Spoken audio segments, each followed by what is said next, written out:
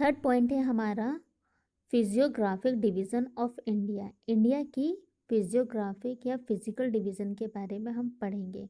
Physical division में हमारा क्या आ जाता है? फिजिकल डिवीज़न में हमारे माउंटेन्स आ जाते हैं, रिवर वैलीज आ जाती हैं, प्लाटूस आ जाते हैं, आइसलैंड आ जाते हैं। ये सारी चीज़ें हम फिजिकल डिवीज़न में पढ़ते हैं, ठीक है।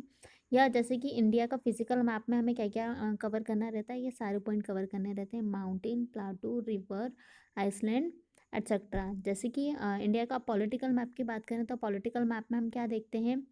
कंट्रीज़ देखते हैं, कैपिटल देखते हैं, यूनियन टेरिटरीज देखते हैं। ऐसे कि बस इसको सिर्फ हम स्टडी अच्छे से कर सकें इसलिए इसको क्या किया गया, डिवाइड कर दिया गया, क्लासीफाई कर दिया गया। तो यहाँ पे हमें क्या पढ़ना है? फिजियोग्राफिकल डिवीज़न ऑफ इंडिया पढ़ना है, मतलब इंडिया की फिजियोग्राफिकल या फिजिकल डिवीज़न के बारे में पढ़ना है, ठीक है। फर्स्ट लाइन क्या बोल रही है? India is a country of diverse surface features. Every type of surface features like mountain, plateau, plant, river, valley, desert and Iceland is found is our country. On the basis of these surface features gifted by nature, India can be divided into the following geographical region. ये पूरा para हमें क्या बोल रहा है?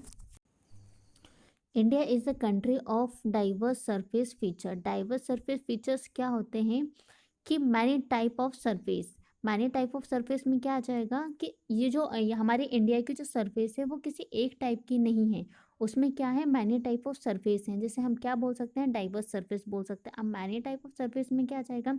यहाँ पे mountains भी मिलते हैं, प्लाटूज भी मिलते हैं, रिवर्स भी मिलती है, रिवर्स वैली होती हैं और हमारे आइसलैंड्स भी होते हैं। तो ये सब सारी चीज़ें जब एक ही टाइप की सरफेस में प्रेजेंट हो तो हम उसे क्या बोलते हैं? डाइवर्स सरफेस बोलते हैं। Every type of surface features likes, मतलब हर टाइप के सरफेस फीचर्स यहाँ पे मिलते हैं। लाइक माउंटेन, मतलब क्या होता है? माउंटेन दैट मीन्स पर्वत, प्लाटूस पहाड़, प्लान्स मैदान, रिवर वैली नदी घाटियाँ, ठीक है। डेजर्ट्स, डेजर्ट्स क्या होते हैं? मरुस्थल दैट मीन्स रेत वाली जगह, जैसे कि राजस्थान। और आइसलैंड, आइसलैंड हम किसको बोलते हैं? द्वीप समूह को बोलते हैं, जैसे कि हमारा अंडमान निकोबार द्वीप समूह है। ये सारी चीज़ें कहाँ पे पाई जाती हैं? हमारी कंट्री में प्रेजेंट हैं। और ये सब क्या है? हमें गिफ्टेड बाय नेचर, मतलब नेचर ने हमें क्या दी है? गिफ्ट के रूप में हमें प्रदान की हैं, ये हमें गिफ्ट की हैं, हमें बाय नेचर मिली हैं। ये कोई ह्यूमन मेड नहीं है, ये नेचर मेड है। ट्रॉपिकल रीजन को डिवाइड किया गया है, कितने पार्ट में डिवाइड किया गया है? 5 पार्ट में डिवाइड किया गया है।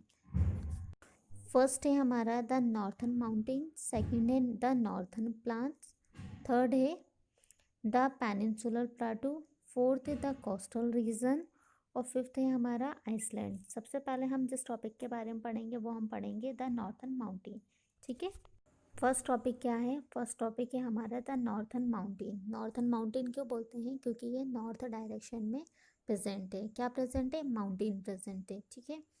Extending along the northern boundary of India, the Himalaya are the highest mountain range of the world, ठीक है। जो नॉर्थ डायरेक्शन में माउंटेन प्रेजेंट है वो कौन सा माउंटेन प्रेजेंट है? हिमालयाज प्रेजेंट है, ठीक है। और ये क्या है? ये हमारे वर्ल्ड की सबसे हाईएस्ट रेंज वाला माउंटेन है।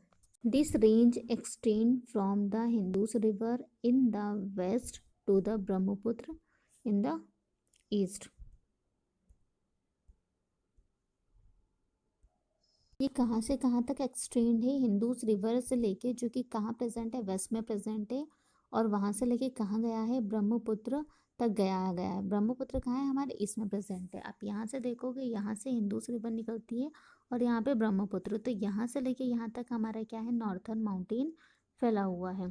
The Himalayas form an arch between these two ends covering a distance of 2400 kilometres. अब देख रहे हो आप, यहाँ से लेके जो यहाँ पे ये शेप बना रहा है, आप लोग शेप देख रहे हो, क्या शेप बना रहा है? ये आर्च शेप। आर्च शेप क्या होता है? धनुष के जैसा ये शेप बना रहा है, ठीक है।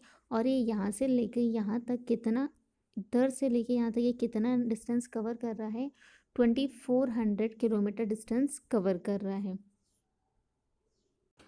The width of the Himalayas varies from 400 km in Kashmir to 150 km in Arunachal Pradesh. On the basis of extent and height, the Himalayas can be divided into 3 parts. अब आप लोग ये देख रहे हो कि हमारा जो हिमालय है वो जम्मू कश्मीर इसकी वेथ मतलब क्या होता है, चौड़ाई होता है, ये वाला पार्ट, ये आप देख रहे हो ये वाला पार्ट, ठीक है। तो जम्मू कश्मीर में ये कितना कवर करता है, ये 400 किलोमीटर एरिया कवर करता है, ठीक है। इसकी वेथ जो है चौड़ाई यहाँ पे कितनी है, 400 किलोमीटर तक। और यदि अरुणाचल प्रदेश हम यहाँ पे आ जाए तो यहाँ पे ये कितनी है, यहाँ पे 150 किलोमीटर है। आप लोग को समझ में आ रहा है कि यहाँ पे यदि ऐसे में देखें तो ये कितना है, कितनी है इसकी, इसका डिस्टेंस कितना है, 400 किलोमीटर से। और यदि इसकी वेथ देखिए तो जम्मू कश्मीर में 400 किलोमीटर है और अरुणाचल प्रदेश में कितनी है, 150 किलोमीटर है। और इसी के हाइट के बेसिस पे जो हमारा नॉर्थन माउंटेन है, जो हमारा हिमालय है, उसको 3 पार्ट में डिवाइड किया गया है। हमारा फर्स्ट है द ग्रेटर हिमालयस और द इनर हिमालयस। सेकंड है हमारा द मिडिल हिमालयस और द हिमाचल। थर्ड है हमारा द शिवालिक रेंज। हिमालय को 3 पार्ट में डिवाइड किया है, 3 रेंज में डिवाइड किया है। अब हम मैप में देख लेते हैं एक बार कि हम ये तीनों हमें मैप में कहाँ पे दिख रहे हैं। आप देखिए यहाँ पे आपको दिख रहा है ग्रेटर हिमालय, ये आपका फर्स्ट वाला पॉइंट हो गया। सेकंड मिडिल हिमालय बीच में हो जाएगा। और थर्ड वाला देखो यहाँ पे शिवालिक रेंज लिखा हुआ है, इस तरीके से 3 रेंज में डिवाइड किया है। फर्स्ट पे हम आ जाते हैं द ग्रेटर हिमालय और the inner Himalaya. The northern most range are known as the great Himalayas और इनर हिमालयाज और हिमाद्री। ठीक है, जो नॉर्थन का जो मोस्ट रीजन है हम इसको क्या बोलते हैं, या तो ग्रेट हिमालय बोलते हैं, या हिमालय बोलते हैं, या फिर हिमाद्री बोलते हैं। ये तीनों ही नाम से क्या होता है, जाना जाता है। This range has all the highest peak with an average height of 6000 metres. इस रीजन में सबसे ज़्यादा हमें 6000 के ऊपर ही 6000 मीटर के ऊपर रेंज वाले ही पीक्स देखने को मिलती हैं। The core of the range is made up of granite. और इसकी जो अंदर वाली लेयर है, जो जिसका पूरा ग्रेटर हिमालय बना हुआ है, वो किससे बना हुआ है, ग्रेनाइट से मिलके बना हुआ है। This range is also covered with the snow and many glacier. और इसकी ये जो ऊपर वाली लेयर है जो कि ग्रेनाइट से बनी होती है, वो किससे कवर होती है, आइस, स्नो, या फिर बर्फ़ बोल सकते हैं हम, बर्फ़ से या ग्लेशियर से। आपने देखा होगा कि पहाड़ों के ऊपर, पर्वतों के ऊपर बर्फ़ जमी रहती है, तो ये हमें कैसे दिखाई देती है, आइस से कवर दिखती है। Mount Everest the highest peak in the world 8848 metre. ठीक है, जो माउंट एवरेस्ट की जो सबसे हाईएस्ट पीक है, हाईएस्ट रेंज है, वो हमें कहाँ देखने को मिलती है, वो हमें नेपाल में देखने को मिलती है। और कितनी मिलती है, वो हमें 8848 मीटर दिखती है। आप लोग देखो मैप में नेपाल कहाँ पे है, ये यहाँ पे लिखा दिख रहा है माउंट एवरेस्ट। सबसे ज़्यादा हाईएस्ट पीक किसकी है, माउंट एवरेस्ट की, जो कि कहाँ पे, नेपाल में है।